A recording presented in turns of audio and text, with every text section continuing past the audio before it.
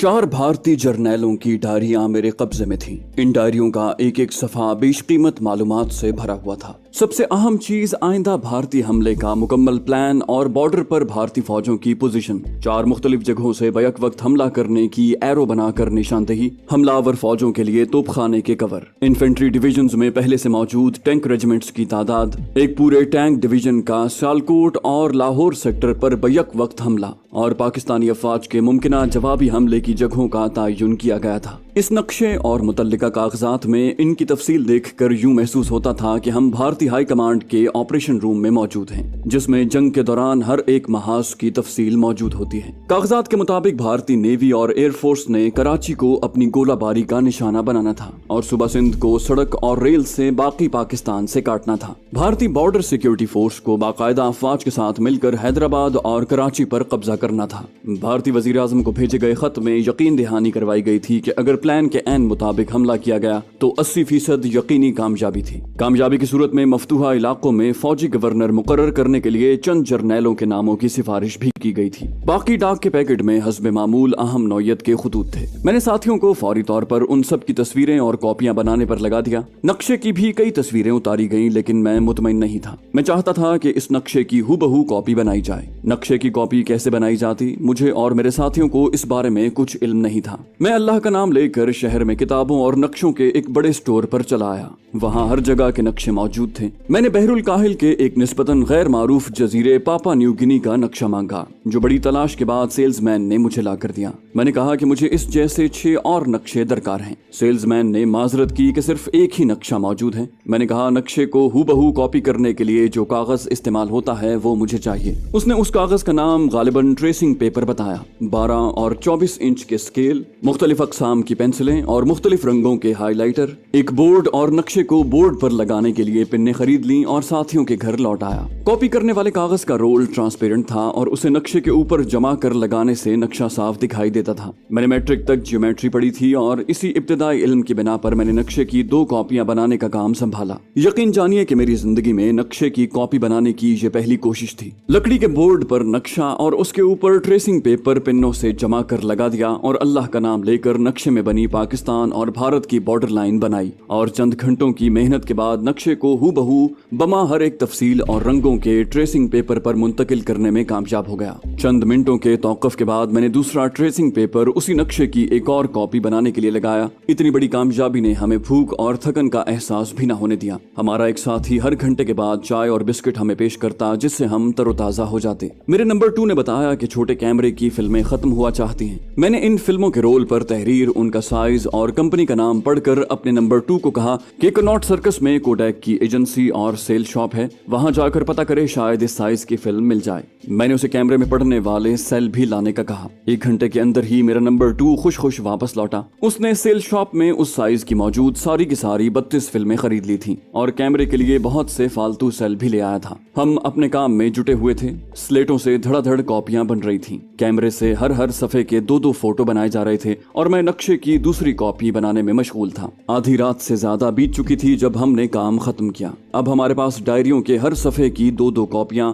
और कैमरे से उतारे 2-2 अक्स मौजूद थे। तारापुर की फाइलों की भी 2-2 कॉपियां और 2-2 अक्स मौजूद थे। नक्शे की हूबहू 2 कॉपियां ट्रेसिंग पेपर पर बन चुकी थी। काम खत्म हुआ तो हमें भूख और थकन का एहसास हुआ। मेरे साथियों ने बताया कि 1 घंटा घर के करीब एक दरमियाने दर्जे का रेस्टोरेंट रात भर खुला रहता है। मैंने एक साथी को खाना लाने और दूसरे को उसे कवर देने के लिए भेजा और उनके आने से पहले हमने यशवंत को वापस करने वाली फाइलें, नक्शा और मुतल्लिका कागजात, डायरियां और डाक अलहदा करके थैले में डाल दी। पाकिस्तान भेजने वाली डाक, नक्शा, डायरियों की कॉपियां और फिल्म रोल अलहदा करके एक पैकेट बनाया और अपने पास रखने वाली कॉपियां और नक्शा बनाकर उसे अलग पैकेट में बंद कर दिया। जब हम खाना खाकर फारिग हुए तो रात इतनी गुजर चुकी थी कि मैंने साथियों के हमरा ही बकिया रात गुजारने का फैसला किया। यशवंत को डाक वापस करने का वक्त गुजर चुका था। मैंने एक चिट पर उसे अगले दिन यानी इतवार को शाम 7 बजे चावड़ी बाजार के रेस्टोरेंट में मिलने को कहा और साथियों को कहा कि अलसुब डाक का थैला और मेरी चिट यशवंत को घर पर पहुंचा दें। अगली सुबह जब मैं बेदार हुआ तो 8 बज चुके थे और मेरे साथी यशवंत को डाक का थैला देकर वापस आ चुके थे। नाश्ता करने के बाद मैं अपने होटल रवाना होने ही वाला था कि मुझे ख्याल आया कि 10 बजे पाकिस्तान से हमारा वायरलेस पर राब्ता होना है। मैंने वायरलेस ऑपरेटर को कहा कि राब्ता होने पर ऑल ओके मैसेज रिसीव्ड के अलावा कोड में jackpot, send most reliable to collect, ये भी ट्रांसमिट कर दे। ये पैगाम भेजने के बाद मैं अपने होटल चला आया और लंबी तान कर सो गया। शाम को मुझे यशवंत को मिलना और उसकी ख्वाहिश की तकमील के सिलसिले में अपना किरदार अदा करना था। शाम को मैंने होटल के लॉकर से पैसे निकाले और 7 बजे चावड़ी बाजार के रेस्टोरेंट में पहुंच गया। यशवंत मेरे इंतजार में वहां पहले ही से बैठा हुआ था। आज उसकी हालत दीदनी थी। अपनी आरजू की तकमील, इतने करीब आने की खुशी और जो काम वो कर बैठा था उसका खौफ बैक वक्त उसके चेहरे से आया था। और इन दोनों कैफियतों पर काबू पाने की कोशिश में उसने बहुत ज्यादा चढ़ा रखी थी। मैंने उसे उसकी कामयाबी पर मुबारकबाद दी तो वो कहने लगा, साहब जिस रोज जनरल साहब छुट्टी से वापस आए उसी रोज अपनी डाक पढ़ने के बाद मुझे टाइपिंग के लिए बुला लिया। मैंने जनरल साहब की मतलूबा फाइल निकालने के लिए सेफ खोली तो सेफ की चाबियां बजाय सेफ के ताले में छोड़ने के अपनी जेब में डाल ली और टाइप करने के दौरान तीनों चाबियों के नक्श साबुन पर उतार लिए। जब काम खत्म हुआ तो सेफ बंद करके चाबियां जनरल साहब को लौटा दी। चाबियों के नक्श तो मेरे पास थे लेकिन चाबियां बनवाने में बहुत दुश्वारी पेश आई। चाबियां बनाने वाली 2 दुकानों पर गया तो उन्होंने नक्श की चाबी बनाने से इनकार कर दिया। एक और दुकान पर गया तो उसने कहा कि ये खतरनाक काम हम नहीं करते, छत्ता लाल मियाँ में बशीरा गैराज वाले के पास जाओ। मैं छत्ता लाल मियाँ में ढूंढता हुआ बशीरे के गैराज में पहुंचा तो उसने नक्श देखकर पूछा कि किसने भेजा है। मैं डरा हुआ तो बहुत था, यूं ही कह दिया कि बड़े साहब ने भेजा है। बशीरे को जैसे कुछ याद आ गया, कहने लगा, अच्छा तो बड़े साहब को फिर कोई सेफ खोलनी है। मैंने सर हिलाकर असबात में जवाब दिया तो बशीरा मुझे गैराज के पिछले हिस्से में ले गया। वहाँ लिथ मशीन लगी हुई थी। 2 घंटे में उसने तीनों चाबियां बनाकर मुझे दे दी और कहा, बड़े साहब को कहना कि माल में से मेरा हिस्सा निकाल कर अलग रख दें, मैं किसी को भेज कर मंगवा लूंगा, खुद यहाँ ना आए, लोग शक करते हैं। मैं हैरान और सरासीमा सा था कि जिस बड़े साहब के मुगालते में बशीरे ने चाबियां बना कर दी हैं, जब उन्हें पता चलेगा तो मालूम नहीं कि वो मेरे साथ क्या सलूक करें। चाबियां लेकर मैं भागम भाग उस इलाके से निकला और फैसला कर लिया कि आइंदा कभी भी छत्ता लाल मियाँ नहीं जाऊंगा। हफ्ते को काम का आधा दिन होता है। जनरल साहब के जाने के बाद भगवान का नाम लेकर मैं उनके कमरे में गया। चाबियां बिल्कुल सही बनी हुई थी। सेफ खोलने में कोई दुश्वारी पेश नहीं आई और चंद मिनट में मैं फाइलें, डायरियां, नक्शा और कागजात अपने थैले में डालकर कमरे से बाहर आ गया। अब एक मुश्किल बाकी है। कल सोमवार को मुझे जल्द दफ्तर जाकर जनरल साहब के आने से पहले सब चीजें सेफ में वापस रखनी है। यशवंत ने मुझे ये सब तफसील अपनी बहादुरी दिखाने और मुझसे दाद पाने के लिए सुनाई थी। मैंने भी उसे भरपूर दाद दी और कहा कि जब इतना मुश्किल मरहला तुमने खुश उसलूबी से तय कर लिया है तो बाकी भी आसानी से कर लोगे। मैं चाय पी रहा था और यशवंत को मेरी खामोशी खटक रही थी। कहने लगा, साहब आपका काम तो मैंने सर हथेली पर रख कर पूरा कर दिया, अब वो शिम्मी। इतना कहकर वो रुक गया और मेरी तरफ सवालिया नजरों से देखने लगा। मैं खामोशी से उसकी इस उम्मीद बीम की कैफियत से लुत्फानंदोज होता रहा। मैंने चाय खत्म की। मेरी खामोशी का चंद मिनट का वक्फा यशवंत के लिए सदियों पर भारी था। उसने मेरा बाजू थाम कर मुल्तजी लहजे में कहा, साहब आपने मेरी बात का जवाब नहीं दिया। मैं मुस्कुराते हुए उठ खड़ा हुआ और कहा, यशवंत बाबू तुमने हमारा काम किया है और अब हम तुम्हारा काम करते हैं। ये सुनकर यशवंत भी मेरे साथ ही खड़ा हो गया। रेस्टोरेंट का बिल अदा करके हम बाहर आ गए। मैंने उसे आगे आगे चलने का कहा और थोड़ी देर में ही यशवंत और मैं शिम्मी के बाला खाने पर पहुंच गए। हमने शिम्मी की माँ को पिछले कमरे में बुलाया। यशवंत जो शिम्मी की माँ के सामने पहले भीगी बिल्ली बना बैठा रहता था, आज उसके अंदाज ही कुछ और थे और वो बढ़ बढ़ कर बातें कर रहा था। काफी देर तक वहाँ मामलात तय होते रहे। बिलाखिर ये फैसला हुआ कि शिम्मी की माँ को फिलहाल मजीद 20,000 रुपए दे दिए जाएं और बकिया रकम रस्म के तय होने के दिन उसे दी जाए। मैंने 20,000 यशवंत को दिए और यशवंत ने वो फौरन ही शिम्मी की माँ को दे दिए। यशवंत ने मुतालबा किया कि आज महफिल के दौरान शिम्मी की माँ तमाम तमाशबीनों के सामने इस रस्म का ऐलान करे। शिम्मी की माँ को भला क्या एतराज हो सकता था। मैंने यशवंत के मुतालबे पर 2,000 उसे दिए।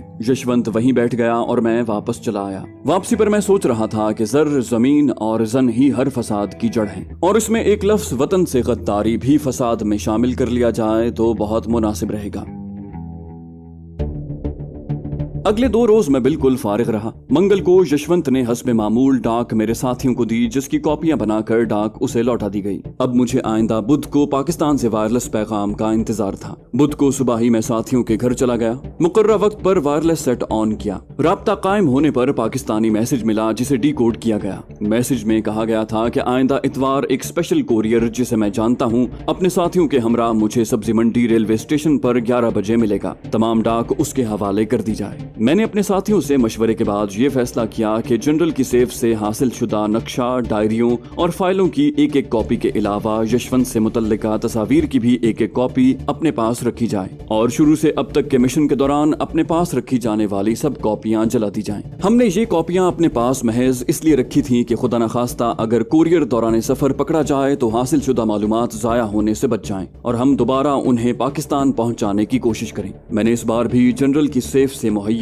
انتہائی اہم معلومات کی ایک ایک کاپی اپنے پاس رکھنے کا فیصلہ کیا تاکہ اگر اتوار کو ڈاک لے جانے والے اسپیشل کوریئر کسی مشکل سے دوچار ہو جائیں تو معلومات کا یہ خزانہ ضائع ہونے سے بچ جائے۔ گزشتہ تمام ڈاک کی ریزرو کاپیاں جلانے کا ہمارا مقصد یہ تھا کہ ہمارے پاس کاپیوں کا ڈھیر کسی اچانک خطرے کی صورت میں ہماری موبلٹی کو کم کر سکتا تھا اور پکڑے جانے کی صورت میں ہمارے خلاف ایک مکمل ثبوت کے علاوہ دشمن ہماری حاصل شدہ معلومات کی روشنی میں اپنے پلانز کو تبدیل کر سکتا تھا۔ یہ فیصلہ کرنے کے بعد میں نے اپنے ساتھیوں کو کہا کہ گزشتہ تمام کاپیوں کو جلا کر ضائع کر دیں۔ شام تک یہ کام بھی مکمل ہو گیا۔ اسپیشل کوریئر کی آمد تک میں نے ساتھیوں کو سب سرگرمیاں ماں سوائے یشونت سے ڈاک لینے کے معطل کرنے کا کہا اور اپنے ہوٹل واپس چلا آیا۔ یشونت کی رسم کی ادائیگی آئندہ ہفتے کی شام ٹھہری۔ میں نے یشونت کو بقیہ رقم بھی دے دی۔ میرے پاس 2-3 روز فراغت کے تھے۔ چاند کی 14ویں تاریخ بھی 2 دن بعد تھی۔ میں نے تاج محل آگرہ دیکھنے کا پروگرام بنایا اور اگلی صبح آگرے کے لیے ٹرین پکڑی۔ انتہائی احتیاط اور حاضر دماغی کے باوجود اس سفر کے دوران مجھ سے ایک ایسی غلطی ہو گئی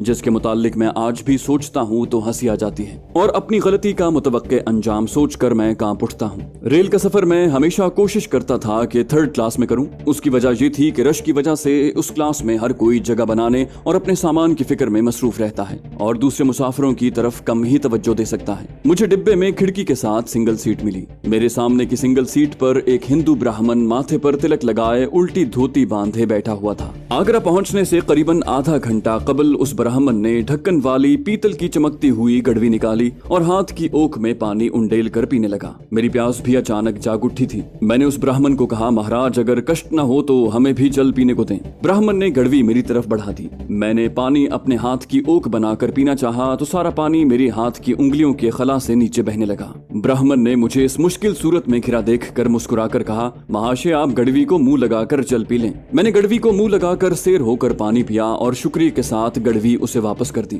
میں کھڑکی سے گزرتے ہوئے مناظر سے لطف اندوز ہو رہا تھا کہ اچانک کوئلے کا ایک ذرہ میری ناک میں گھس گیا۔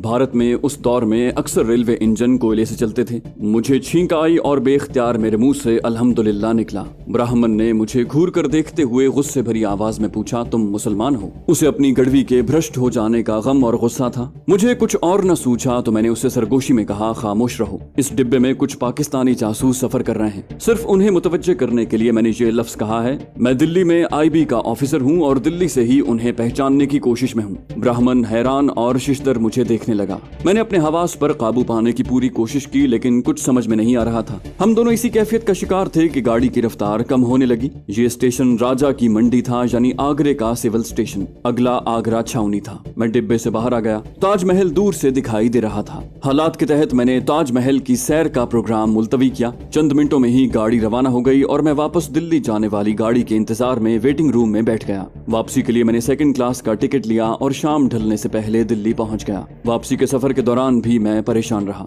دلی پہنچ کر میں نے فیصلہ کیا کہ آگرہ جانے اور تاج محل دیکھنے کا پروگرام 2-3 ماہ کے لیے بھول جاؤں۔ مجھے کیا خبر تھی کہ آئندہ چند روز میں ہی میرے ساتھیوں کو ایک ہنگامی مشن پورا کرنے کے لیے آگرہ جانا پڑے گا۔ اگلے روز صبح 10 بجے عبد الکریم میرے ہوٹل میں آیا۔ اس نے بتایا کہ کرنل شنکر 2 دن آگرہ میں رہ کر گزشتہ شام واپس لوٹا ہے۔ رات کو نشے میں کہہ رہا تھا کہ آگرے میں پہلے پکڑے گئے پاکستانی جاسوسوں کا واقعہ ابھی ٹھنڈا نہیں ہوا تھا کہ 2 اور پاکستانی جاسوس پکڑے گئے ہیں۔ ہیڈ کوارٹرز کی طرف سے اسے اس سلسلے میں آگرہ جانا پڑا۔ وہ بھارتی انٹیلیجنس کا شکوہ کر رہا تھا کہ جس جگہ سیف ہاؤس میں پاکستانی جاسوسوں کو تفتیش کے لیے رکھا گیا ہے وہ راجا کی منڈی کے ریلوے اسٹیشن سے آگرہ کی جانب بنے ریلوے آؤٹر سگنل کے ساتھ ہی واقع ہے اور اسے ریسیو کرنے والے DMI یعنی ڈائریکٹوریٹ ملٹری انٹیلیجنس کے آدمیوں نے ریلوے اسٹیشن سے لے کر سیف ہاؤس تک ریلوے پٹڑی کے کنارے کنارے اسے پیدل چلایا۔ عبد الکریم نے اپنے متعلق پھر میری منت سماجت شروع کر دی۔ میں نے اسے تسلی دی اور کہا کہ میں جلد ہی اس کے لیے کچھ کروں گا۔ کچھ اور باتیں کرنے کے بعد میں نے اسے 200 روپے دیے اور رخصت کر دیا۔ نئے پاکستانی جاسوسوں کے پکڑے جانے کی خبر نے مجھے پشمردہ کر دیا تھا۔ میں اپنے ساتھیوں کے گھر چلا گیا اور انہیں یہ خبر سنائی۔ میرے ساتھی جوان، نڈر और जज्बा हुब्बुल वतनी से सरशार थे।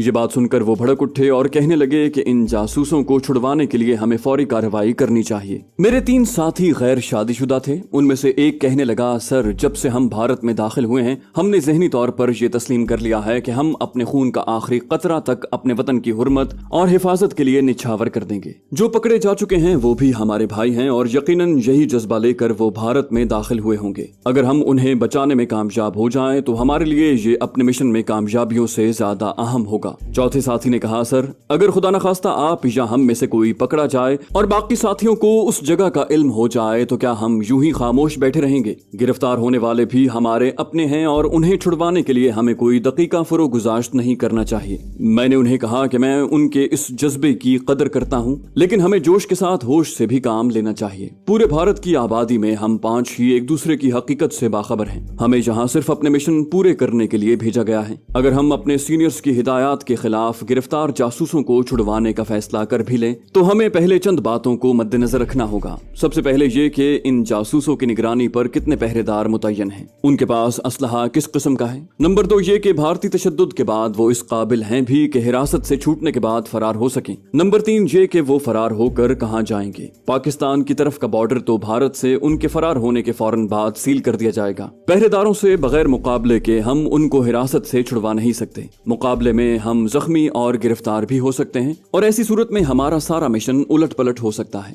मैं तो उन्हें समझा कर वापस लौट आया।